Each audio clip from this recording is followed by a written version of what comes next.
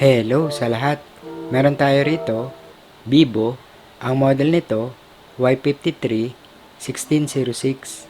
Ang issue, ang problema nito, hindi ito nagcha-charge. Makikita dito na kapag pina-power on, lalabas yung logo, then magpa-power off. Then kahit kapitan ito ng charger at i-power on, namamatay pa rin ito after ng logo. At makikita rin dito na kapag ikinokonek ang charger, lalabas ang charging icon na mayroon itong karga. Pero sinubukan ko na itong i-charge ng matagal, hindi nagbago yung battery level. Makikita rin dito na kapag ikinokonek ang charger, lumalabas o nagre-response yung charging logo. Pero ang charging rate nito, makikita na 0 o wala itong current. So ito ngayon yung gagawin natin.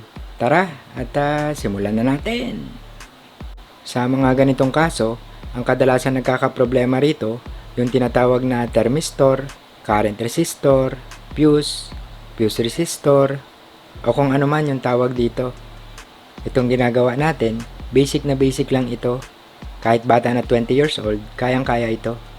Basta ingatan lang na huwag magdikit yung positive at ang negative line. So ngayon, aalisin na ang thermistor o ang current sensor. Then ija-jump o ija-jumper ito gamit ang manipis na wire. Manipis na wire lang ang gamitin natin para safe. Maaari nyo ring i-replace ito, depende na yan kung ano ang gusto nyo. Then balutin o lagyan uli ito ng cover para safe.